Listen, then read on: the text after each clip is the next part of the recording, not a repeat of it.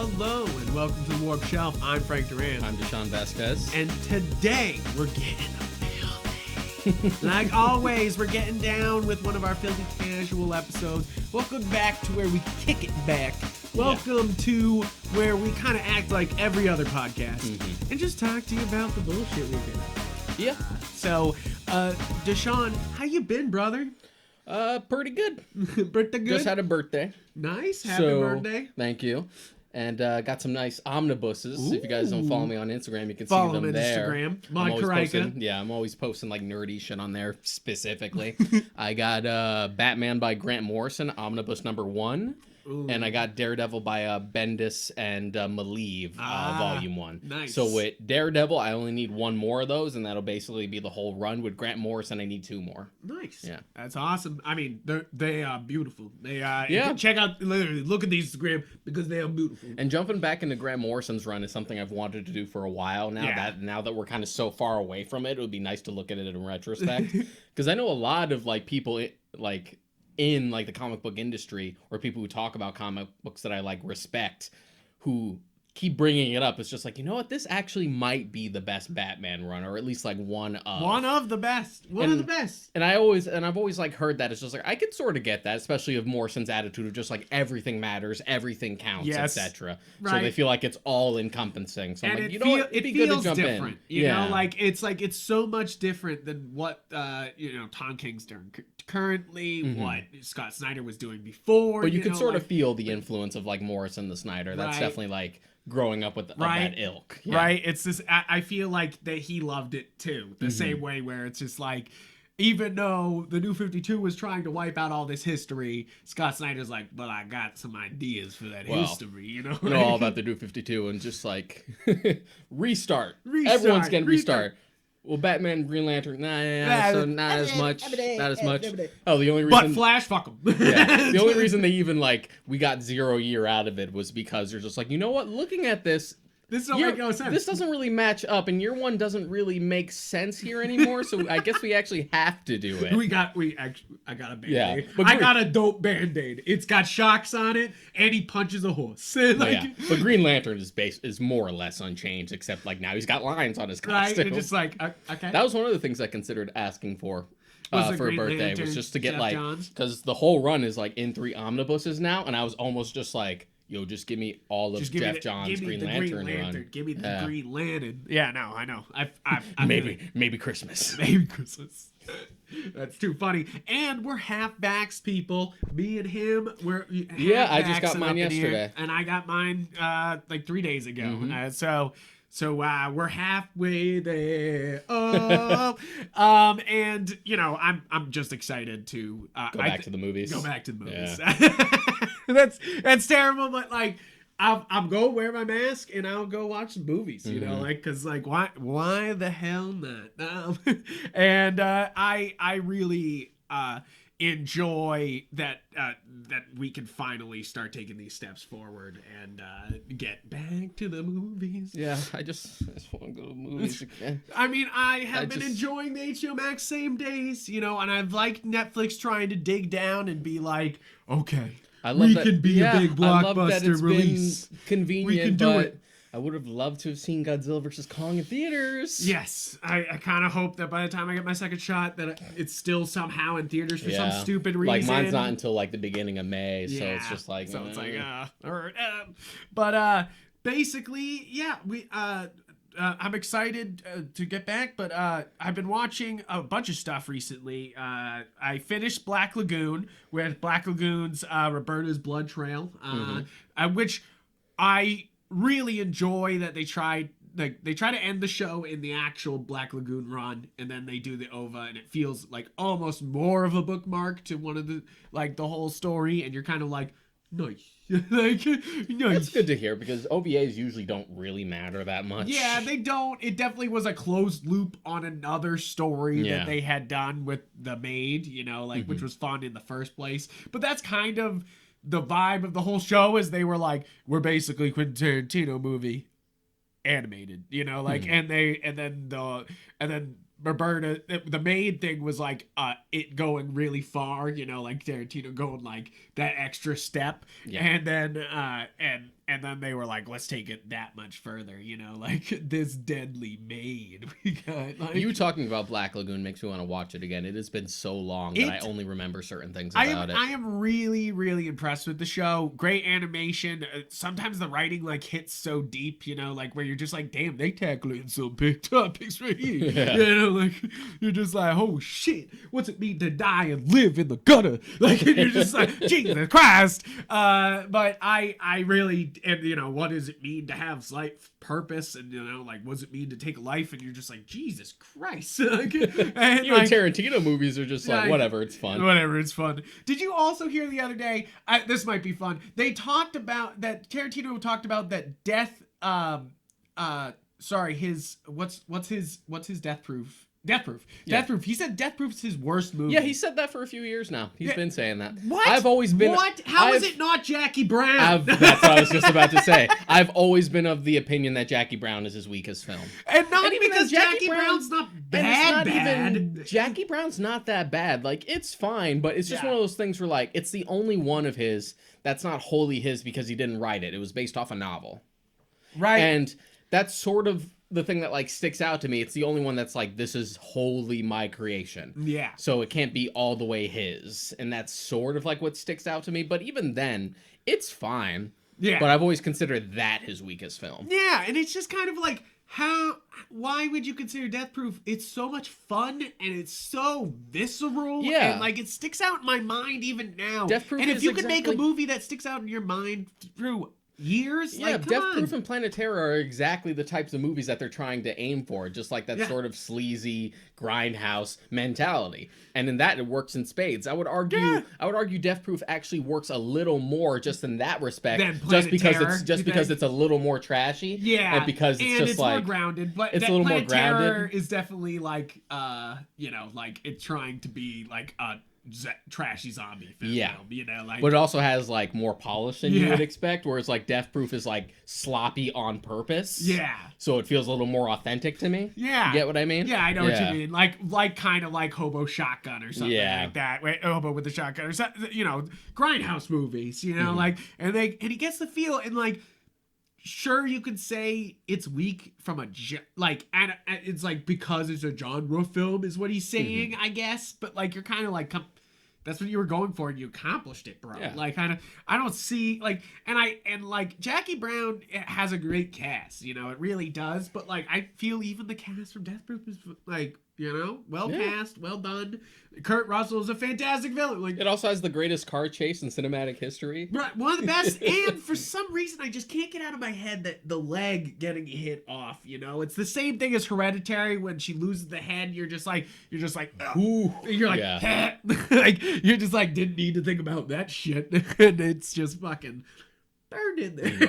You're just like, yeah, I can't put my foot up on the dash because it could just go. Like who you knows? shouldn't do that. You shouldn't do it. You're just like, and you're like, I feel like that's the type of movie you should show in like a driver's ed class to be like, don't fucking put your leg up like that. You still need to watch Once Upon a Time in Hollywood. Yes, And I you am still haven't missing seen that. The Hateful Eight. Yeah, I know I'm behind on Tarantino. I'm behind on Tarantino. What pisses me off about The Hateful Eight is that there was supposed to be a screening in Boston before the pandemic happened of like an actual like film print screening. Oh, nice. Like ultra wide and everything. And I was just like, I was 70 millimeter. going to go. And then the pandemic happened and it got canceled. It's like, fuck. And I've already seen the movie, but I wanted to see it on film. Full thing. Yeah. Was it the Netflix full length or was it the theatrical? I think it was theatrical. Okay. Yeah. I haven't seen the Netflix full length. I saw it when it came out the first time. I'll have to do that at some point. Is watch the whole thing and. It's really good. It's essentially Reservoir Dogs meets Django. Yeah, because because it's a bunch of terrible people stuck Are in one stuck in one location. Yeah,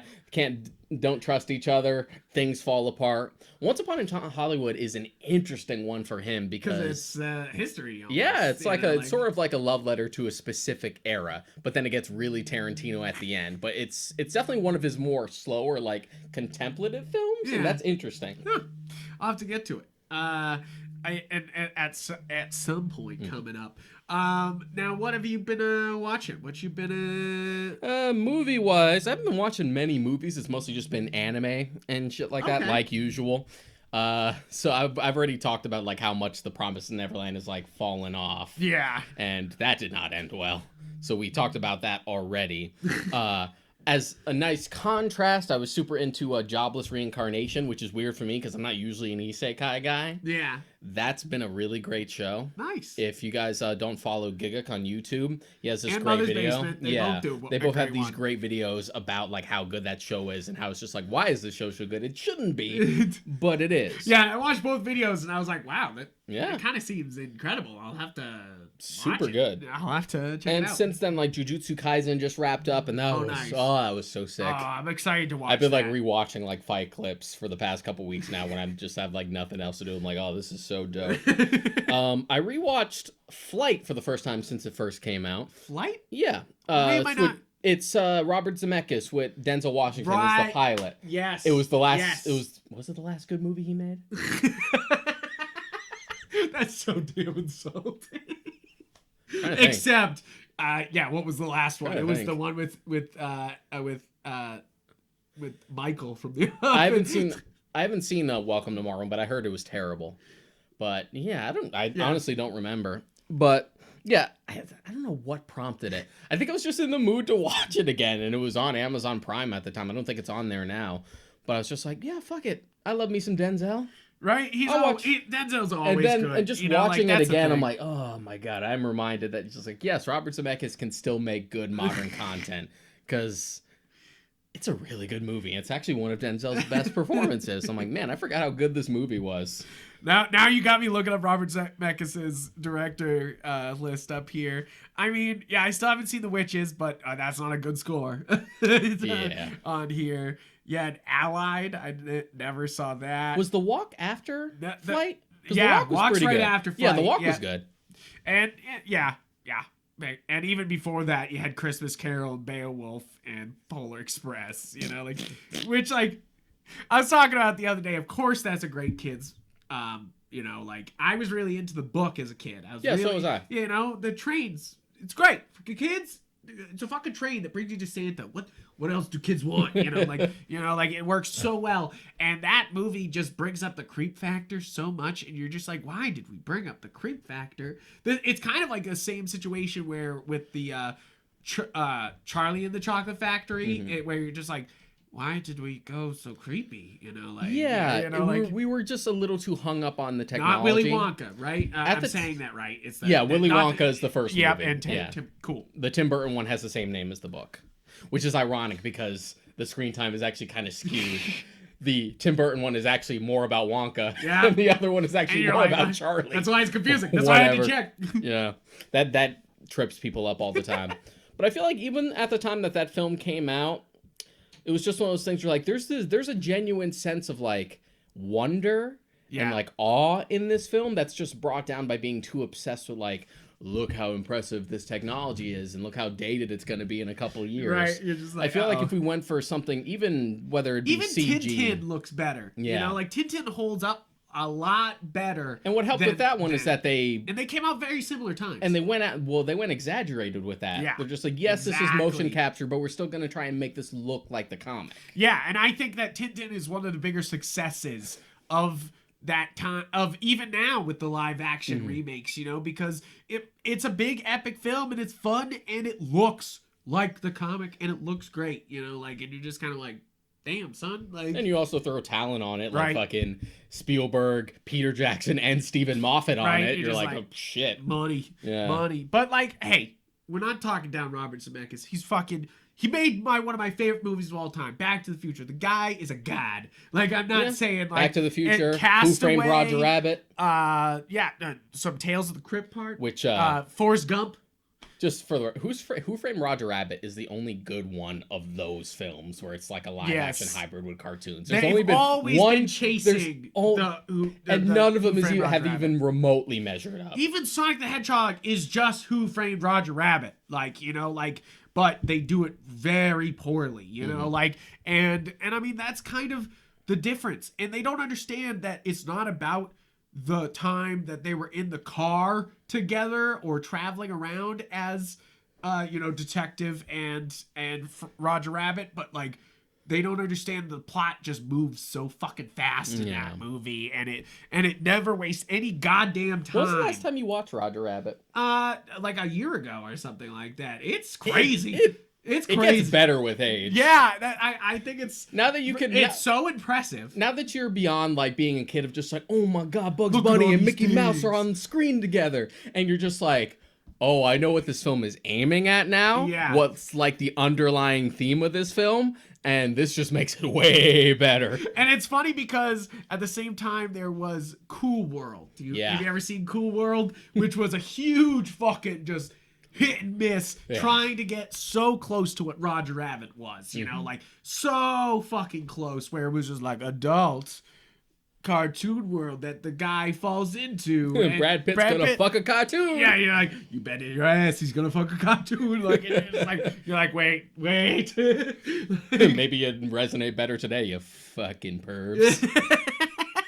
But I did watch it. I watched that like a year ago also, and I feel like that was so. It was just like over the top. Yeah. Yeah, I was just like, ooh, this swing and a miss.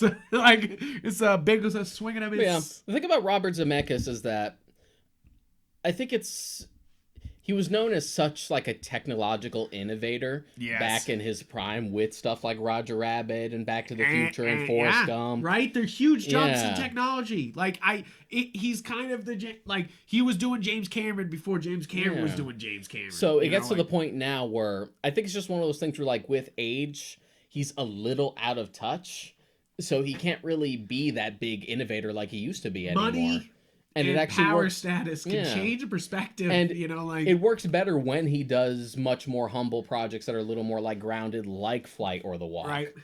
And I feel like that's what he's got to keep to. Even then he can still impress. Like watching the actual plane crash in Flight is super impressive, even though it's been a few years now. So not bad. I watched. We're going to talk about it next, the Watchmen Ultimate Cut. That's the next episode, guys. So tune in, a little bit of hype. We're doing a two-parter of Watchmen episode. This is something we've been building to, where we're going to do, first, we're going to do the original Watchmen comic versus the Zack Snyder film. And then we're going to do Doomsday Clock and the HBO series as part 2. And I feel like that, first off, that's a great format. I give all credit to Deshaun here because, like, first off, we're going to talk about what it means to, like, adapt this and then what it means to move forward from this, and it's also a case of, like, Watchmen on its own kind of deserves its own episode. Yes. Even beyond, like, everyone's talked Watchmen to death. You and I have read it a million times. There's still, like, enough to talk about that it deserves, even to this day. And just to hype it up a little bit more, I pick up new things every fucking time I read Watchmen. Every fucking time I'm sitting there being like, damn, Alan Moore, were you really getting at that? And you're like, he was. I feel like I reread Watchmen like maybe once every 2 years or something, where I just like, fuck it, I'll read Watchmen again. Yeah. The most recent was about like 6 to 7 months ago, and now I'm going to have to read it again just because it happens to be the next book for book club. Yeah. And I was picking up more things the last time I watched it, only like half a year ago. I'm sure I'm going to pick up something else when I read it again now. Nice. So the next thing I was watching is Shelby. It was a Hulu one where she's playing the writer of, you remember the short story, The Lottery? It's the writer of that story, and it's kind of like a sort of based on true life, but not, because it's based on one of her books. And it's kind of just Elizabeth Moss. It's produced by Martin Scorsese. It's produced by Elizabeth Moss. She stars in it as Shelby Jackson, I want to say his last name, but I don't want to be fucking wrong. And I'm always wrong. And it's actually a pretty interesting movie. I feel like it misses the mark at the end at being like really hard hitting, and it just kind of and it just kind of misses it at the end, but it really was well acted, pretty damn well shot. I was interested while watching it, but I just think they miss the it at the end, and maybe maybe I wasn't vibing with it as much, but it was just kind of like, I think of other stuff that I've watched. Oh, one that we didn't bring up just because it's been like a couple weeks since we've done a Filthy Casual, but I talked about it with you the last time we had to record. Yeah. Was I watched a documentary about 2000 AD, the comic book imprint from the UK. Nice, yeah. That was an interesting documentary. If you're interested, it's on Prime. If you don't know, 2000 AD is a British comic imprint that's mostly famous for like Judge Dredd and stuff like that. And it details its like inception, beginnings, where it started, how it got popular with Dredd, how it brought on writers who were like much bigger now, like Neil Gaiman and Alan Moore and Grant Morrison. Right, the big boys. Yeah, before. And how they basically kind of screwed themselves over because of like creator rights issues and stuff like that. That's why we had the British invasion in the 80s with comic book writers. So you had like Gaiman and Morrison and more just like moving over to the US and doing stuff. And you get the British invasion. Yeah. Speaking of Prime, we have been watching Invincible. Me and you are both caught up episode 4. So tomorrow there'll be a new episode. I was gonna bring this up when we started like talking about what we were reading. But because we'll get to that also. We'll do a whole episode on it. So we'll talk more about your reading right now. But like really, this is such a good fucking show that like, it's well casted, great story, great designs, and the big twist in the first episode was amazingly animated. Like holy shit, blew my mind balls. So far so good. But there was a huge dip in animation in episode 3. I feel like it was such a dip that you have to call it out, like you have to say something, because otherwise the show has looked pretty darn good. And sure, they've been using some CGI elements with the 2D, and you have like some moments that look a little stiff just because you can tell this is like wholly a digital show. It's just one of those hiccups you get versus like traditional pen and paper to this, and a matter of time and resources. But episode 3 with these planes coming over, and it looks like that meme where the dog sitting in the airplane going ba ba ba ba ba ba ba. Like that's how bad that animation looks. It looks like a bad fucking meme. 9 times out of 10, the characters are CG models that they're trying to make look flat, but you can tell they're CG as soon as they like have to move, and all the movement is like really, it's so stiff and obviously keyframed. Like when it's just like, oh, I'm talking right now. Now let me tilt my head to talk right here. Right. It's just like, oh my god, I could do that in Premiere. And it's kind of like one of those things that this show is so damn good that these dips are kind of a crime, but it's also first season. I don't know if, Prime knew what they had on their hands. And animation here. is expensive, but it's still one of those things where they were probably thinking this was exactly like The Tick, where they were like, oh, we'll have like a medium-sized hit, and instead this is being like a big hit, and it should. This cast is fantastic. They deserve it, and the story and the animation is great at times, obviously. Like the story, great at all times, actually. Even when the animation is bad, you're like, this is doing pretty good. Yeah. But we'll get into more detail about it when we actually do the first season wholesale. Yeah, this is a good segue into like what we've been reading. Yeah. So with the show coming out, it was one of those things where like, you know what? Let me actually read the comic, because that was always one of those things where like I read like a couple issues, I dug it, but we kind of got distracted with other stuff. Yeah. That was at the time like we had Real Books Don't Have Batman. We had to worry about like our weekly stuff, and plus we were also into like Irredeemable, and there's sort of parallels there. But with the show coming out, I'm like, let me give the comic a shot. I would like to have the source material in mind to see what the changes are. So I bought the first 3 volumes because they were on sale, right? Yeah, there's a huge Comixology sale, which is still going on, I think, until about like May 3rd. Ooh. So they're super cheap. They're like $4 to $6 a volume. So it was over time. They knew that people would get this. So now I own basically all of Invincible on my Comixology. Nice. So I went through it. And whenever I do a deep dive, it's never just like, I pick you to be my deep diver, I'm going to read all of you. It just kind of comes natural. It's just like, I'm really enjoying this. Let me read some more. Let me go further. And then you get halfway through, you're just like, shit, I'm just going to be reading the rest of this, aren't I? Shit. And that's what happened to Invincible. I read all 25 volumes in like 2 weeks. That's wild. That's wild. Even for you, that's wild. Yeah. Like that's he crushed this. Like and like It's, I think that's it's more honestly, of a testament to one, what it is. It's You know, that like, one. It's that good. yeah, It's just so fucking consistently good. I like because I rate like all my stuff I read on Goodreads. yeah, I gave like one volume 3 stars, which on Goodreads' metric is liked it. yeah. Just wasn't yeah, crazy it wasn't about like it. crazy about Yeah, that's like one. The rest were like 4 to 5 stars, 4 to 5 stars, 4 to 5 stars. I was just like, yo, there's not a single bad volume. I don't think there's a single bad issue in this entire story. That's amazing. You know, It's like so good. I'm just recommending it to everybody. You know, And the like, stuff why that not? and the stuff that happens like later on makes the stuff that we've gotten in the show look like nothing. Really, that's The awesome. show is not afraid to just Well, that's why I'm excited. If they get the budget for Yeah. second season, they could really like take this that much further. You know, like they definitely spent the money on the actors. Now spend the money on the animation. Yeah, Kirkman has said that it was like he wanted Invincible to be everything he loves Yeah. about superhero comics.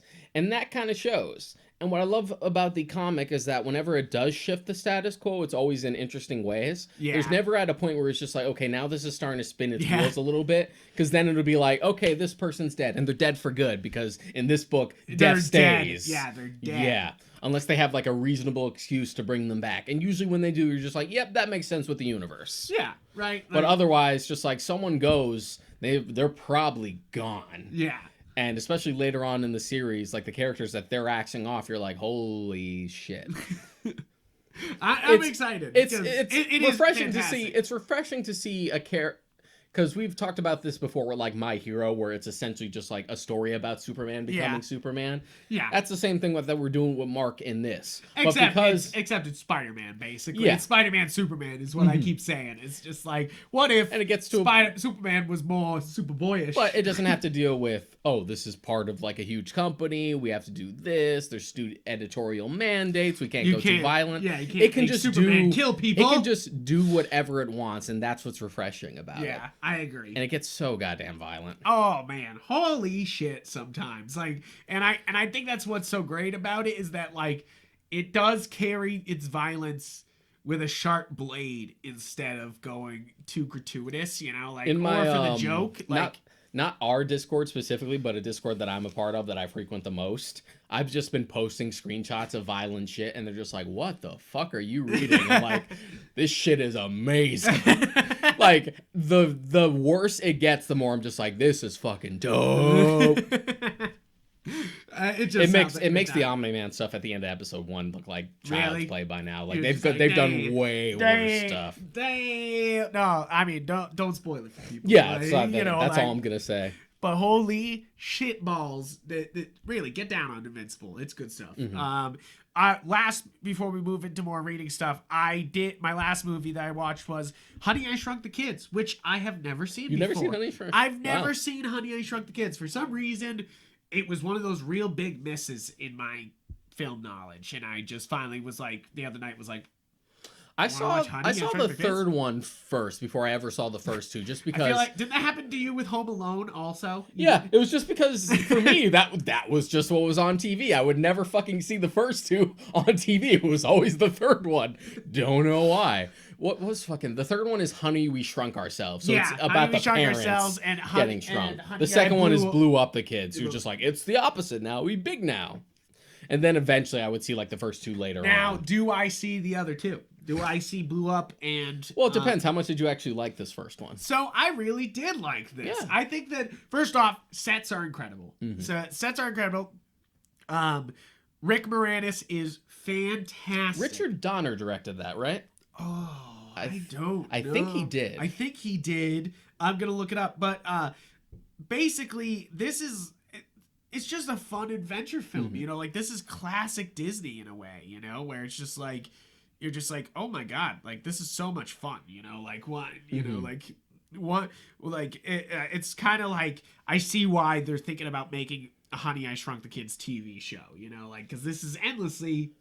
Yeah, fun. it, You know, it like, is one of those like easy ideas that like captures a kid's imagination. right, being small and, what And it would like be every to be cartoon small. has an episode like that where you're just like, oh, No, it's Joe we've got Johnston. Joe So Johnston. it's Okay. funny that you thought of Richard Donner though. I was because probably thinking of the Goonies because like everyone thinks Spielberg did the Goonies, but that was Richard Donner. yeah, you know, that's Captain America, that's Jurassic Park 3, that's Jumanji, that's you know, You're bringing the up- Rocketeer. I was about to say you're bringing up every one of them except the I was important coming. one I was here. coming to it. I You was were coming just to it. building up. But it's funny because this is his directorial debut. Oh. Honey, I Shrunk the Kids.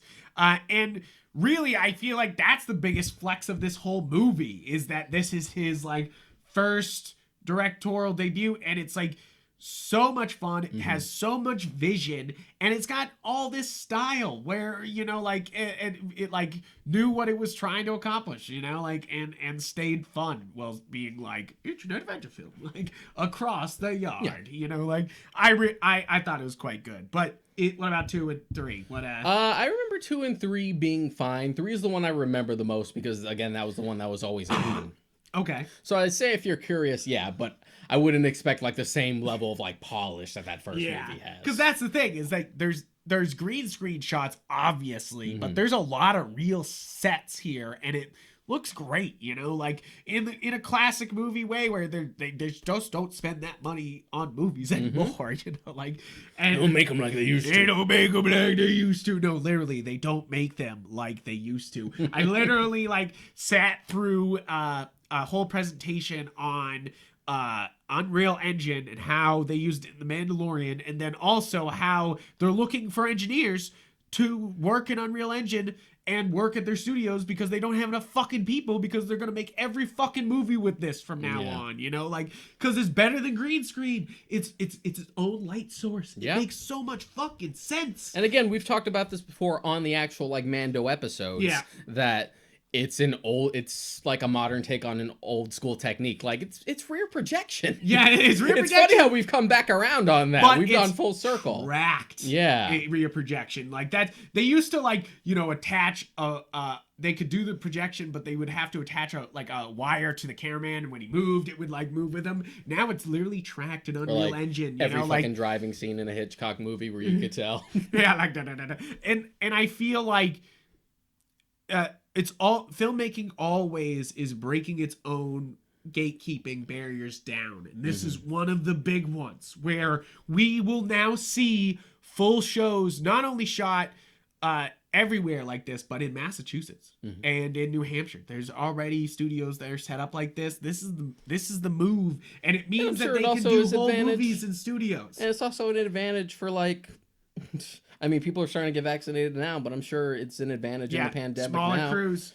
They were Mando season 2 was able to finish. I'm sure they're just like, well, it's a good thing we mostly shoot on these projectors, and our main character's in a mask all the time, and our other main character's a fucking puppet, so we're good. So we good. We did. We got this. This is basically an animated show.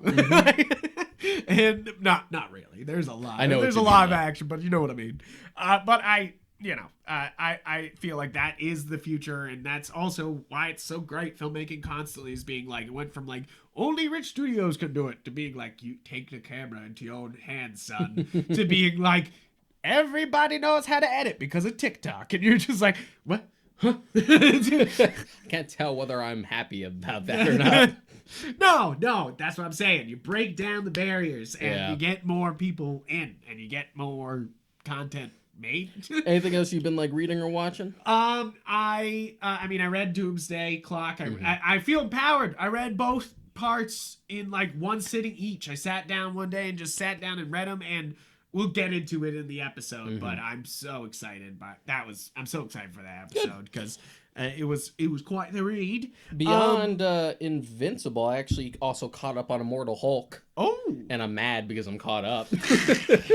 There should only be like 2 volumes left of it whenever they come out. At least it's Marvel, so they fucking put those out. Yeah, they're like, here you go. But I know there's like supposed to be only a set amount of issues, and we're starting to creep up at that point. Yeah. It's so fucking good. I never knew I wanted a Hulk body horror series. Yeah. But here we are, and it's amazing. Because taking Hulk to a horror route isn't really that much of a stretch. The conceit behind the Hulk is literally a combination of the Frankenstein's monster and Dr. Jekyll and Mr. Hyde just mixed together. And even Stan Lee had admitted that. Yeah, right? Like, it's just like a composite of the two. So leaning more horror towards it makes sense. But the fact that this leans so hard, like really in, and it feels so wholly different for Hulk, and yet the run also encompasses like everything the Hulk is. It's not it knows its Hulk history. Yeah. Because the conceit behind it is that all the different Hulks that we've ever had, differing personalities, from Savage Hulk to World War Hulk to like Joe Fix-It. Yeah. In this, they all exist. Yeah, they all exist. They're all different like branches of Bruce's personality. Like we said before, it all counts. Yeah. So Bruce in this just has dissociative identity disorder. And so all these different Hulks are just different aspects of his personality. And they all like have a part to play in this big storyline. So it's weird how like it understands the Hulk and it's as familiar as you would think, but it also completely reinvents him as well. Super interesting. I'll have to get into that. I did get this in the mail and I will have to read it very soon. Chainsaw Man. Fucking love this manga. It's the only manga I get. Holy shit, it's great. I have a Jump account now. So Ooh. Oh, this is Viz Media. Yeah. Oh. Wait, it's on there. That's on Jump. There. Yep, I saw it like in my recommended. Oh, yeah, Shell and Jump. There it is. So like, if I want to read it, I'm a dumb. So if I wanted to read it, I could, but I'm probably just gonna wait for the anime because Mappa's doing it and they're and they're fucking killing it lately. But it's dope, bro. Yeah. It's one of the best manga I've read in a very long time. Well, it's one of those things where like, and I mean, I don't read much, but when it's one of those things where like, because 9 times out of 10, because the culture over there is just like manga and anime is like the complete package. Yep. It's always tied to each other. There's not as big of a gap in the adaptation as it is for like stuff over here. True. So it's one of those things where like, if I'm super into the anime, I kind of want the proceedings to proceed as the anime wants to tell me. Yeah. And be surprised. That's why I don't want to read the My Hero manga. I want to get to those surprises as the anime wants to reveal those surprises to me. I was feeling the same way about that. I'm not going to dive into the manga to be honest, after the show's over. The only times I really want to read the manga is when I feel like I have no other choice, like Berserk or The Promised Neverland, which I did start. I've read the first volume. Oh, nice. Yeah. Okay. You're like, I will redeem the I need storyline. to use it because I've had the Jump account for like maybe 2 or 3 months now, and I haven't used it, which doesn't bother me because it's super cheap. But I thought I was going to jump into The Promised Neverland sooner and then didn't. But now that I'm done with Invincible, I'm going to start reading that now. Nice. And it's easy. It's cheap. It's like $2-3 a month. What? It's fucking nothing. That's nothing. Holy shit. Absolutely nothing. I didn't know that. Yeah. That's crazy. And it's as simple as just like, here's the volume, read. It's the 2-page spread. And because it's manga-sized pages, they're not as big. You don't have to like scroll like you would for like an American comic. So it's easy to just be like left, and I'm done. Yeah. That's nice.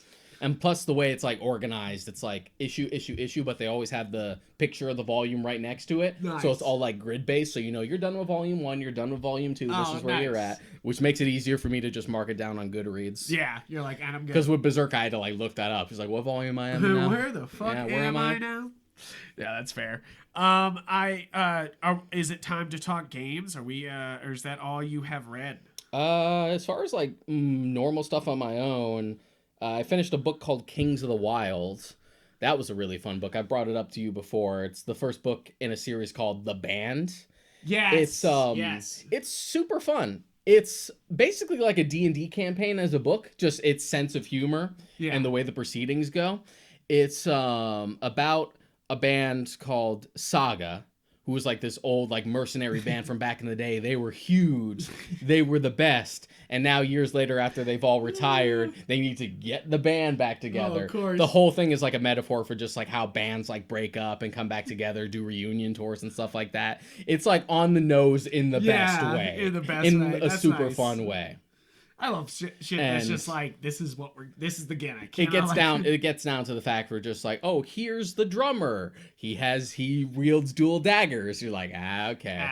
Just like, oh, we got the guitar man who has an axe. You're like, okay, I see what you mean. Everyone gets it. Yeah, there's even like the subplot of just like, oh, the only reason we broke up was because of this woman.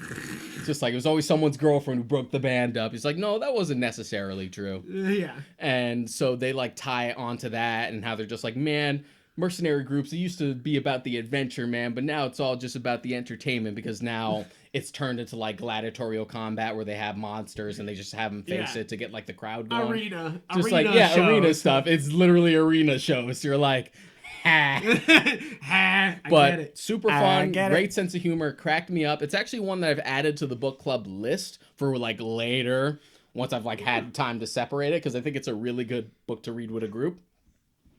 And I'm looking forward to jumping to the second one. It's called Bloody Rose, and it's about one of the main character's daughters, who was like the person they were trying to rescue in the first book. It's like 5 years afterwards. And just based on the cover and like the tagline, just like, oh, now we're getting into like girl band shit. Yeah, now. it's funny. Like, that's kind of dope. I'm looking forward to it. That's great. That seems fun. And it seems like a good read. I'll have to get to That's it. about it. All right. Obviously, just first off the bat, so we get out of the way, I'm wearing my Boston shirt because tomorrow is the start of the Overwatch League. Boston doesn't even play tomorrow or this week. It plays next week because they have a bye week, but I'm so excited for it to start. Is it sacrilege that I'm technically wearing a New York shirt right now? Ah, it's okay. The New York team plays in the other division. It don't matter. If you guys are familiar with like D&D shows, this is an Unsleeping City shirt from Nice. Dimension 20. That's Nice. the only reason I'm wearing it. It's dope. Nice. And that's like my favorite of the campaigns they've done. I am so hyped for Owl to start. I'm so ready. I became a fan last year, and I'm so excited to like get into a whole fucking season of Overwatch, you know, like, and I have done my fantasy drafts and everything, but if you want to see my power rankings, you can check them out on my Twitter. Yupfrank, as you guys know. That seems to be the most active he is on Twitter, is just like, yo, Overwatch. Yes, if I do yell about Overwatch on Twitter, because no one needs to hear that on Facebook, is what I keep thinking. I'm like I could yell on Facebook, but I don't really have that many Overwatch people on there, so I'll just stick to Twitter. So but I really am. I'm so excited for this season. But moving beyond that, Monster Hunter fucking came out since we last talked. Monster Hunter Rise on Switch, which you've never been a Monster Hunter fan, but it's always one of those things that's been like around. I've seen it around. Yeah. I remember when I saw kids playing Monster Hunter in middle school on their PSPs. So like I've always been aware of it. Yeah. But I've never actually dived into it. I have friends I'm sure would be very happy if I did, but it's just not a priority to me right now. I've been playing since Monster Hunter 3 Ultimate, and no, 4. Because I don't think I started on 3. I started on 4, and so I've been on since then, and I was so excited for this game. I knew it was going to be my game of the year, and it already is. It's in my top 10 most played games on my Switch already. I've put more than 75 hours into this game already. I fucking love this game. I can see some of the criticism that's going on because it is not done. It has a complete story, but it's like I beat the story at like 20 hours and like, or, you know, got the credits at 20 hours. And that's weird for Monster Hunter because the last Monster Hunter that was on Switch, Monster Hunter Generations Ultimate, is it Generation? Oh, yeah, whatever. Whatever the fuck was on last on Switch, which is my other one of my top 10 most played games on Switch, had over 380 hours of content, like almost endless monsters. And this one has more of a set roster, which like I do like. I like that they concentrated. They made this game. This is no longer taking a 3DS game and updating it to be on Switch, which was the last game. They just took the models from Monster Hunter Generations and in Generations they put it in Ultimate, and like that's fine, but it's also one of those things that you're just like, I was excited to see a next gen one, and this is finally. You know, it's not Worlds, but it is. This is longer than Worlds. That's what I want. I want to clarify for everybody. Everyone that's complaining that this fucking game is short. It's longer than World. It has more monsters. And you're just kind of like, well, that's also not necessarily like a fair comparison either, because like World has been out so long that it has like so much expansions and shit like that. But now. they only have, I think in total, something like 40 or 50 monsters. You know, like, and in the base game had 30. You know, like which like this game has more than that, and I forget the number, but I really think that this is the biggest step forward for Monster Hunters. This is World was the biggest, like, come on in, newbies, hold my hand, and then they're like, run, is that meme where they're like, hold my hand, now wait for it, run, run, and that's exactly what World was. But it's funny because we're back on the Switch. It's a traditional Monster Hunter game with some great improvements from World. Open map. There's no load screens. You get into the map, loaded, boom, one area, and you're moving around. There's lots of quality life improvements.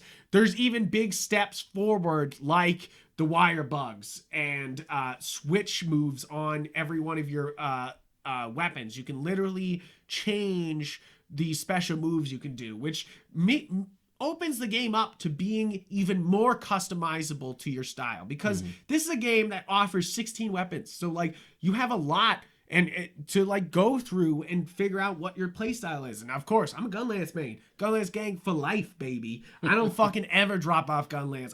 I played a normal gun for for Generations Ultimate for a little bit, but switched back to Gunlance because I love it. and I was telling you in the car is that this game went for, and I think this is why I love this game so much, is that they buffed Gunlance like crazy. They were like, okay, before you go up and you sneak up and you stab and you shield, you stab them, and then you stick them with your thing and it explodes in them, and you're like, oh. You just kind of aggressively poke them for a while. Yeah, aggressively poke them for a while. Now, I'm fucking Spider-Man, baby. I'm fucking Attack on Titan. I'm fucking flying across the room, not only with the silk, whatever the fuck, basically Spider-Man abilities where you're like, what, and then they basically added a super anime that you just take your Gunlance, push it behind you, and just fire off and launch yourself in another direction. And it's not just like a hop. It's like cross the motherfucking map, and you are basically you're fighting dragons, but you are basically a dragon now, baby. And you can just fly across the map and just beat the shit out of people. And I love this game. I think that the new added monsters are great. The new added buffs of Gunlance make me feel like an absolute badass. I love the maps. I think they're really well done. They made them feel Breath of the Wildy, where you can because you explore, you find things where it's just before you just were you could find a nice plant at the most rare spot, but now any spot that's kind of weird on the map has stuff, that's good. And it really, I always say with these Monster Hunter games, the game loop is great, and then they kind of accelerated the game loop. And that makes this also one of the faster ones, because I've beaten all the content in I need to do all the hunts in multiplayer, but I've done all the hunts in single player, every single fucking hunt. And then I've been going through all the ones in multiplayer, and I'm close to the end with that. And I've done the final boss. They do 2 fake outs where they're like, that's the boss, and then they're like, no, I've been lying, it was that boss, and they're like, I was lying again, it's that boss, and they're gonna do it again. But the best part about Monster Hunter is that every Monster Hunter has monthly content. Every single one. I don't know about World, but okay, every single one before that was a mainstay.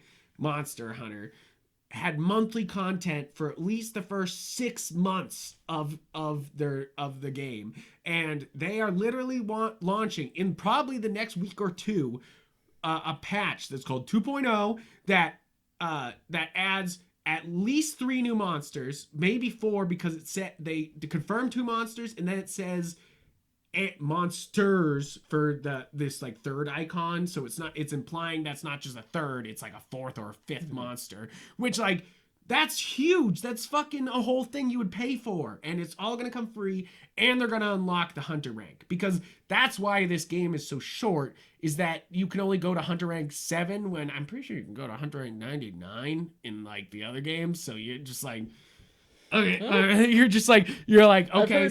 I've heard that the friends that I have that also played World and have been jumping into this have also found this fun. I haven't heard much in the way of complaints of just oh, this was better in World, this is better here. But then again, when they bring it up, I'm just I'm doing something else right now. Well, the main thing is that this game is back to the hardness of World was baby's first Monster Hunter. I'm going to teach you where to hit things. And this one, they do tell you that, but they're not as in your face about it.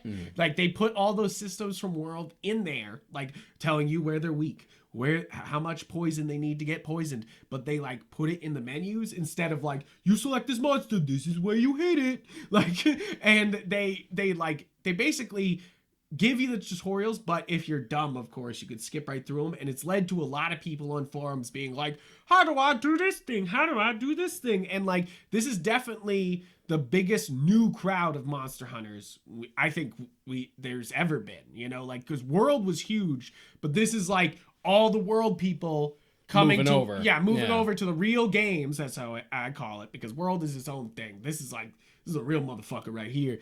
And like, there's been people complaining about Kesu, which is like the creepiest fucking monster, but it's also one of like the most annoying in the entire series. And it's like, but it's also low rank and then high rank like right away. So it's not hard, but it's like, it's the first like real challenge in this game where it like takes it to, because that's definitely the part here, is that they, in the other games, which I agree with this, is that they got rid of all the other effects. You can now just get poisoned, or you can get blasted, basically. There's a bunch of like different blasts, but like you could just like explode because you got something on you, you know, like, so they basically took away all the ailments and all this stuff you had to carry to cure those ailments. And to be fair, that's not taking away hardness.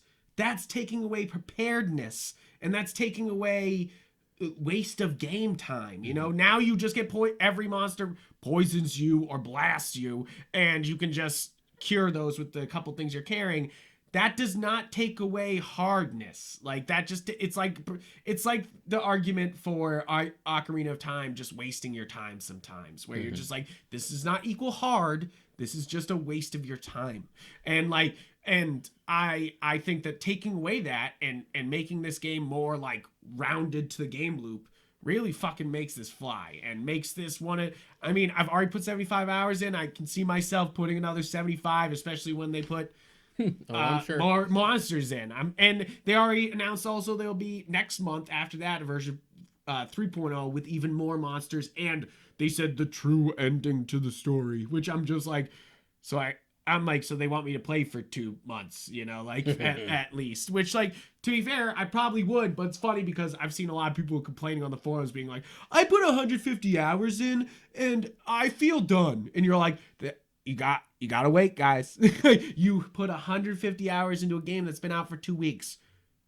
Like, there will be more. Like, there's other games, like, and I see what the problem is that they went from, check out my article on galaxygeek.com of the longest Switch games we talk about before it was right at the beginning of the pandemic. I made a like long Switch games to play during your quarantine, and the longest game according to howlongtobeat.com on Switch is Monster Hunter Generations Ultimate, because it's 380 hours long just to get every bit of content that's in there.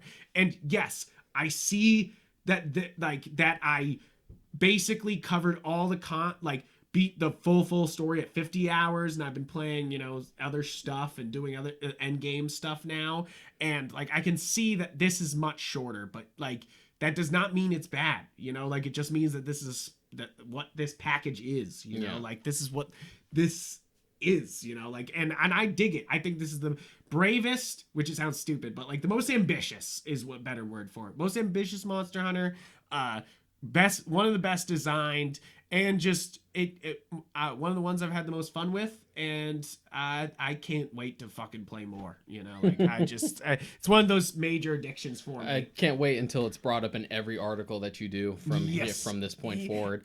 Even when it's not appropriate, you'll be reviewing a 2D platformer and you'll find some way to fucking compare it to Monster Hunter. It does have a part where you get armor, which reminds me of Monster Hunter.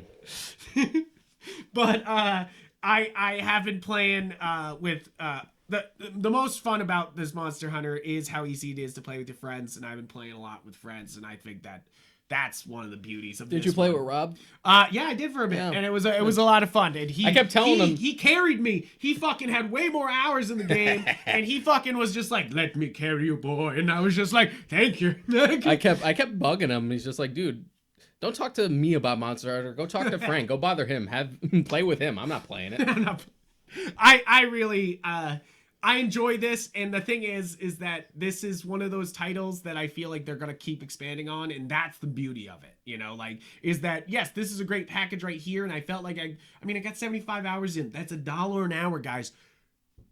And if you got $150, 150 hours into the game, that's like, oh my god, it's like 50 cents an hour on this fucking thing. You guys are getting value out the ass. As a guy who's like mostly a single player guy and like really likes narrative in video games, I pay $60 for games that are only like 15 hours. So exactly. like $60 for like 50 hours. I don't think there's much to complain about there's not there. much. It's only just like relative to other stuff in the franchise. Exactly. They're like, can I get to 20 cents an hour of value to this thing? And you're just like, calm down.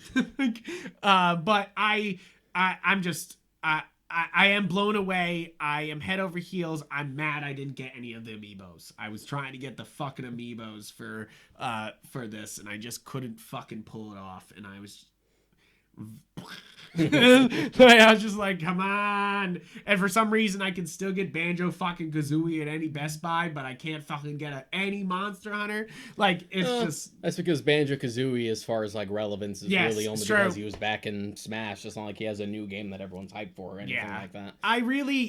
It's kind of like the thing is, it's kind of sad that the culture here doesn't embrace Monster Hunter as much as Japan does. Japan fucking loves Monster Hunter. How do you think I feel every time a new Dragon Quest game comes out? You're like, and I'm the only one who gives a fuck. And you're just like, wait, guys, this is really cool. And all of Japan is going, Dragon Quest, Dragon Quest.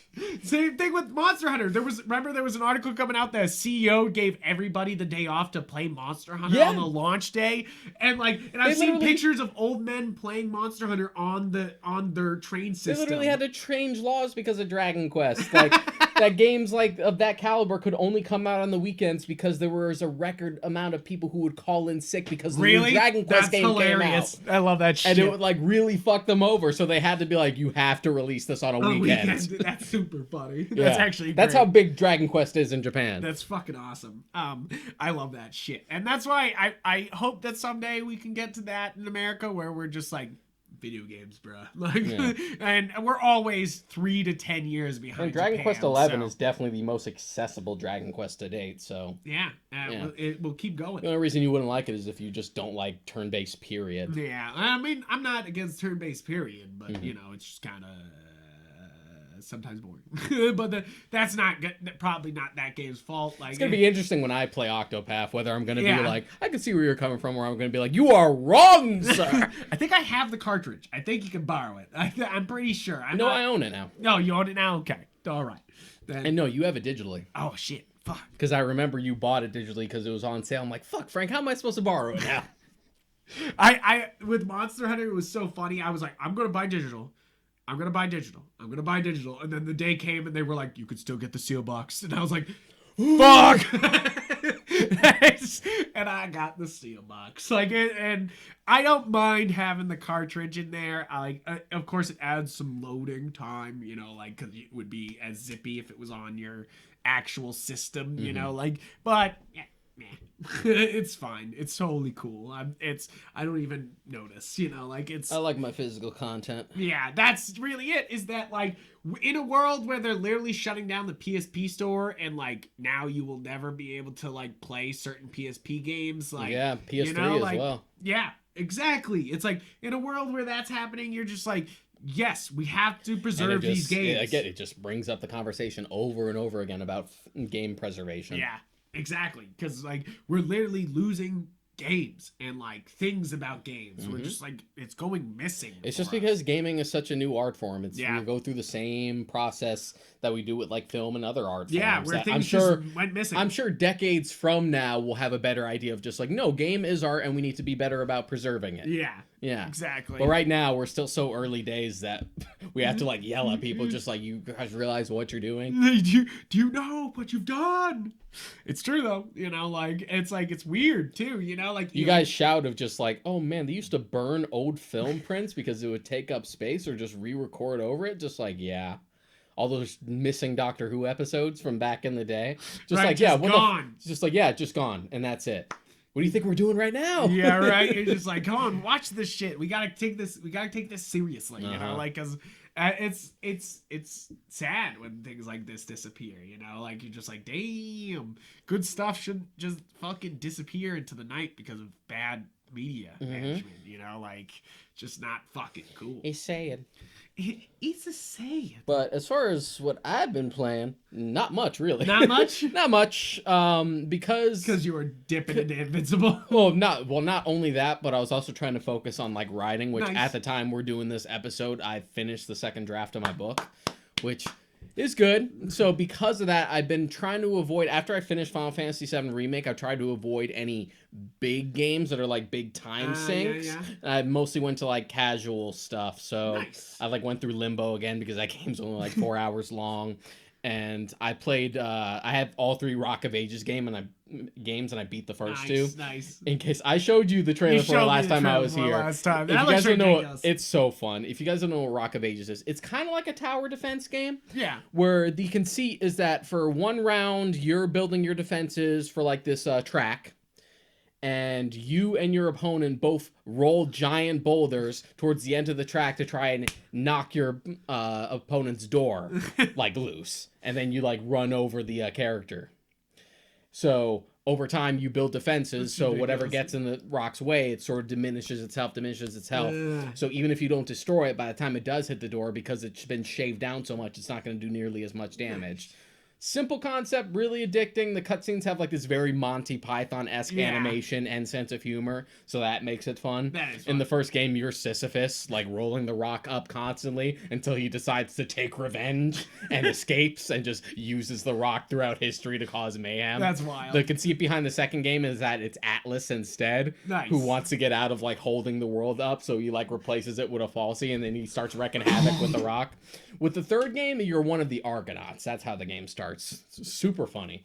That's wild. And the content that they've added to the second and third game have been super fun. The conceit behind the third one is that you also get to make your own stages, which is pretty sweet. That's nice. Yeah.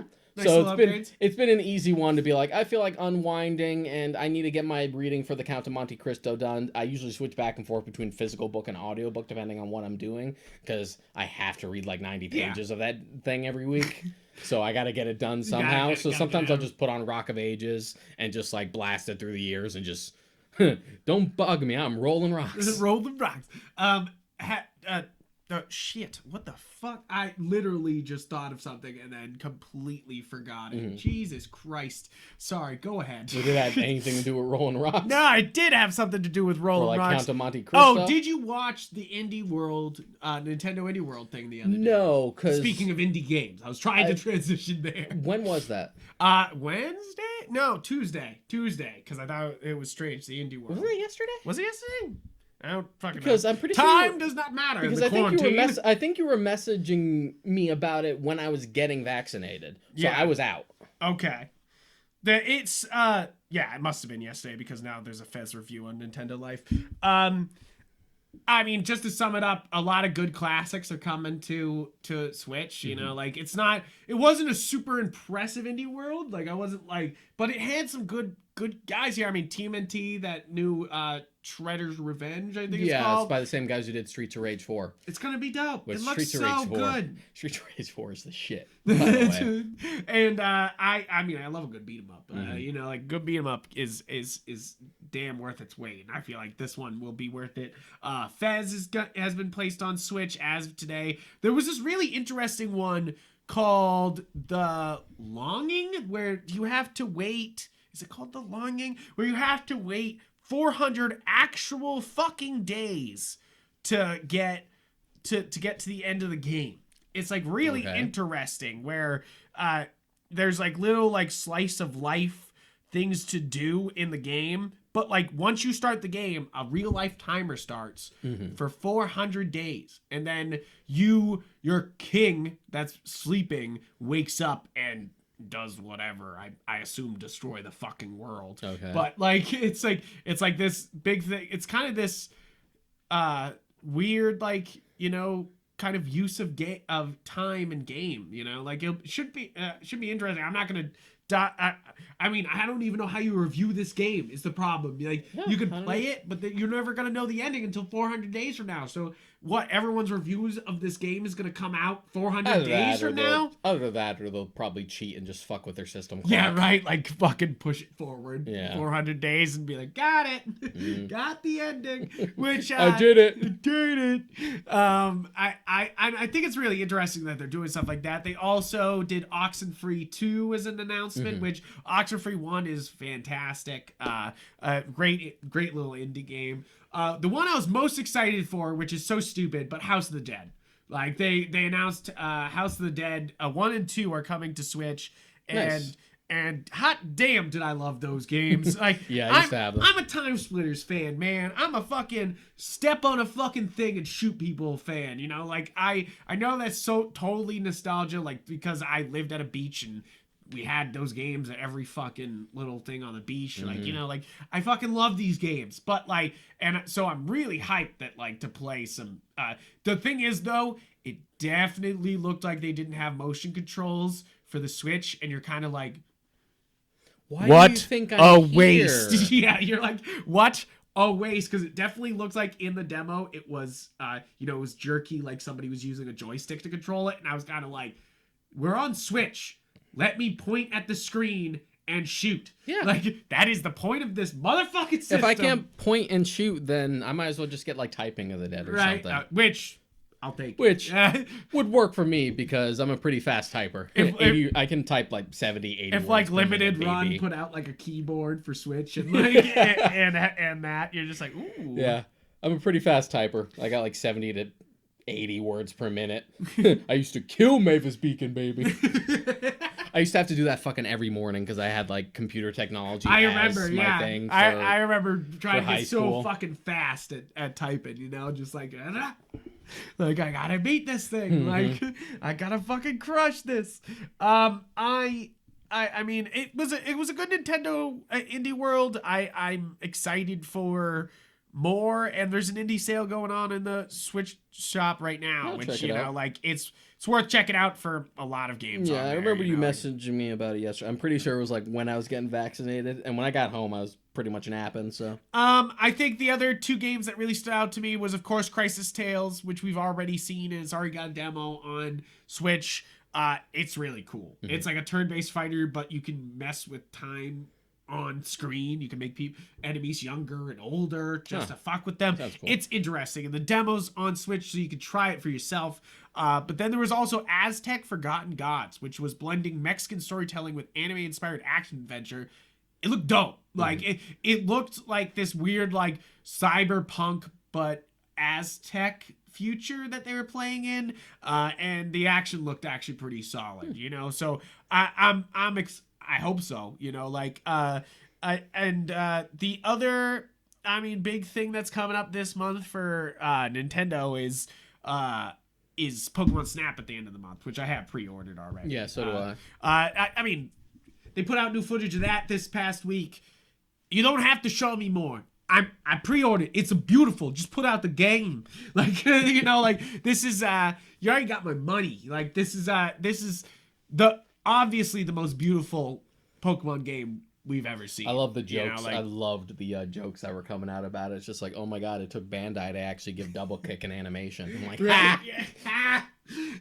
but that's really it, though, is that they are taking the time to do animation on Pokemon that nobody's ever fucking taken the time to do before, even though we have an anime and a fucking loads of games, you know, like endless games. My buddy Alex finally played the first Snap because it was something he like missed out on. Oh, that's my wife's favorite game is Pokemon Snap. If there's a game Mary knows back to front, it's Pokemon Snap. Like, I don't even know Pokemon Snap as good as she does. She's like, oh, that Pokemon's gonna come out of here right now. And that Pokemon's gonna come out of here. You gotta mess with this. You gotta lead it. Yeah, here. and I'm always like, you gotta take a what? picture of the secret fucking landmarks, like the Diglett Mountain and stuff like that. Yeah. It's like, oh damn. So I'm It's so a pretty excited. short game. It's gonna be fun to play with it. He went through it in like one sitting. He was like streaming it in the Discord. We were all watching it, and I was just like, dude, you gotta do this. You gotta do this. Try not to be a backseat gamer. I'm just like, bro, stop it. Stop it. Because I had to be like, dude, stop focusing on this one. That Pokemon is gone. Stop trying to take a picture of it. You're not gonna get it. Turn around. You got something. You're gonna miss something. You're gonna miss something more important. True, like it moves, like one of the things that really bugged me is that he was like bothering the Pikachu in the first stage, and he didn't realize it, but he made enough of a trail of the apples to the surfboard so the Pikachu was gonna like do the surfing voice, but he fucking turned around and didn't look. I'm like, dude, you literally did the work of just like, you fucking missed out on Pikachu surfing because you're not paying attention. Oh, no. He was just like, he couldn't focus on just one thing. He kept like moving all over the place, just like focus on one thing at a time. But he finished it. He thought it was a lot of fun. He's just like, oh yeah, it sucks that I like missed out on this, but I can see why people like this despite how short it was, but just wanted more. That's what I'm excited. I'm excited for more. New Pokemon Snap. Way fucking overdue for a Pokemon Snap. I'm excited for the weird like online competitiveness of like posting nice photos and then getting the most likes on the photos. Like, I don't know why, but I think it's gonna be pretty. Isn't that what people do now anyway? Yeah, right. It's mostly Instagram. It's just modernizing it. Yeah. And I'm just like, that's the thing. It's like being in touch with all that makes it's like you already are like, this game's gonna be so weird great. that it took so long. I remember years ago before we even knew this was coming. I forget who it was. If it was like Masuda or if it was someone else at the Pokemon company, someone big who had like admitted, it's just like, oh, we know there's like a big interest in a Pokemon Snap sequel. To which the internet was just like, then fucking do it! Then fucking do something about it! People were hoping for it back on the Wii U because they're just like, the gamepad? Yeah. Come on. But then nothing happened. Yeah, exactly. And you're just like, but we could take pictures. And now they're like, but you could take pictures. Yeah. But hey, we got it. I'm super looking forward to it. It's kind of the only thing on like Switch that's coming out that I really care about. Yeah, I'm excited for it. It's definitely the only thing Pokemon related I give a fuck about right now. Oh, you're not excited about Arceus, the stealth open world? I'm Pokemon? cautiously optimistic about it. Yeah, exactly. That's exactly how I feel about it. Is like, I will wait on that. Like I'll let all my Gen 4 head friends fucking deal with it first and see what they think. I mean, I'm excited for it. I'm gonna, pre-order and buy it, and we'll fucking find out for you and let you know. I mean, I know you played the fucking hell out of it, but there's Tony Hawk's Pro Skater coming out for Switch this year, so I already have enough hours on like my PS4, and that's a game I want to platinum, but it requires so much. And technically, Digimon Survive is supposed to come out. Is it this year or 2022? The tactical Digimon. Yeah. That would be like Final Fantasy Tactics, but with Digimon, which I was like, please God, I want it. Like, I was like, when I heard that concept, I was like, yes. Well, you've now been brought to the light now that you were like watching all the shows and you fucking played Cyber Sleuth and realized how good that game was. That game's fantastic, and I'm excited to play the sequel / expansion thing. Yeah. I will get back to that after I give up on Monster Hunter, but that might not happen. Might not happen ever. Is that it? Are we all set for today for Filthy Casual? I think that's pretty much it, because like gaming wise, like I haven't really been playing much. All right. Well, thank you guys for tuning in to this episode. It is Filthy Casual episode. Please check out our other episodes on galaxygeek.com. You can also find all our stuff and, many more on our Twitter and Instagram, where I'm Yupfrank. I'm Mud Karika. And you can also, subscribe to any place where you get podcasts to this podcast, or you can subscribe on YouTube, whatever. Please just do it and, like this video so we can get around more, so we can continue to make more episodes for you guys. But thank you, and I get excited for next week for the Watchmen episode. 2 weeks of Watchmen. It's gonna be up. And then of course we're gonna do Mortal Kombat. Yeah. So now you get some hype. We're getting some fucking schedule here. We're getting some fucking. I think we're planning ahead. Oh, this is some 5-head fucking thinking. We are. And the Watchmen episode is long overdue. I've been wanting to do this for a while. Long overdue. I'm sorry. It's my fault as always. I take forever to do. In case you ever wondered why we never did like a BoJack Horseman episode. Someday. Someday. But thank you guys, and I hope you have a great rest of your week.